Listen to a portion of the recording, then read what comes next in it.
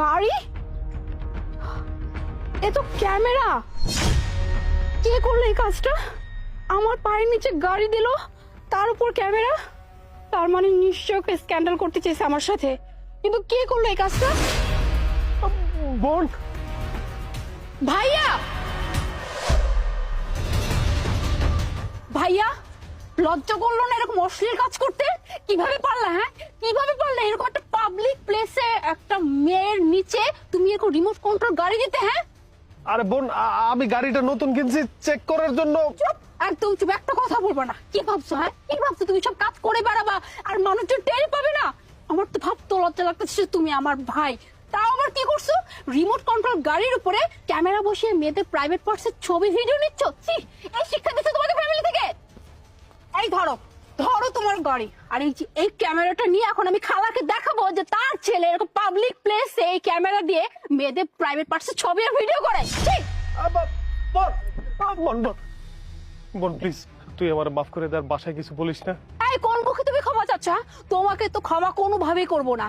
তুমি কি করে এরকম একটা জঘন্য কাজ করলে? হ্যাঁ, রাস্তাঘাটে এরকম ওপেন প্লেসে মেয়েদের প্রাইভেট বডির পার্টসের ছবি তুলো, ভিডিও করো, কি করে করলে এই কাজটা? হ্যাঁ, এই খালা কি তোমাকে এই শিক্ষা দিছে? খালার শিক্ষা কি এতটা জঘন্য যে তার ছেলে রাস্তাঘাটে মেয়েদের সাথে এই কাজগুলো করে বেড়ায়?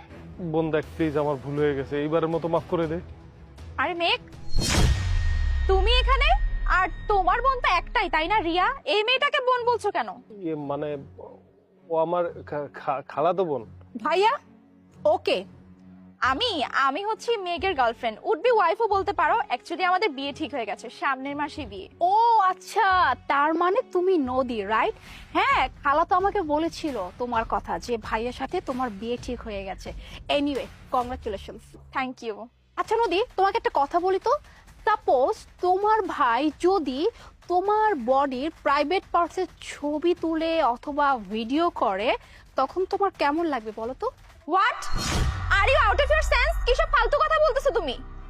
আমি কোনো ফালতু কথা বলছি না, যেটা সত্যি সেটাই বলেছি। এই যে তোমার boyfriend, oh sorry, would be husband, তোমার এই উড বি হাজব্যান্ড না মেয়েদের সাথে এই কাজগুলো করে বেড়ায়। বাসে, রাস্তাঘাটে, শপিং মলে, যেখানে সুযোগ পায়, যখনই দেখে কোনো মেয়ে শর্ট ড্রেস পরা থাকে, রিমোট কন্ট্রোল গাড়ির মাধ্যমে ওই মেয়ের বডির প্রাইভেট পার্টসের ছবি তুলে ভিডিও করে।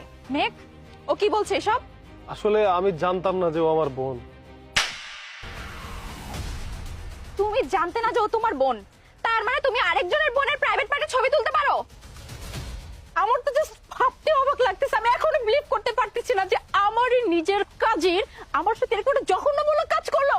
আমি ওখানে দাঁড়িয়েছিলাম বুবারের জন্য, আর আমি আমার একটা শর্ট ড্রেস পরেছিলাম, আর দেখলাম হঠাৎ করে আমার পায়ের নিচে একটা গাড়ি আসে।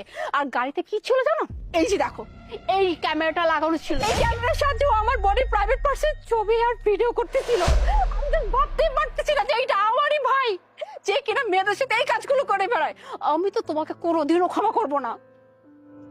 ছি মেঘ, আমার তো ভাবতেই লজ্জা লাগছে যে এরকম একটা মন মানসিকতার মানুষের সাথে আমি আমার সারাটা জীবন কাটাতে যাচ্ছিলাম। এই বিয়ে আর হবে না, আমি আজকেই বিয়ে ভেঙে দেবো। নদী, শোনো ভাইয়া, কোনো ক্ষমা তোমার হবে না। তুমি যে কাজ করছো না, এর কোনো ক্ষমা নাই। কারণ তোমাকে যদি ক্ষমা করে দেওয়া হয় না, তুমি আজ বাদে কাল সেম কাজই করে বেড়াবে। না জানি কতদিন যাও তুমি এই কাজ করে বেড়াচ্ছ। আমি যাচ্ছি আর খালাকে ক্যামেরা দেখাবো, আর তার ছেলের সব কুকীর্তির কথা আজকে ফাঁস করে দিব।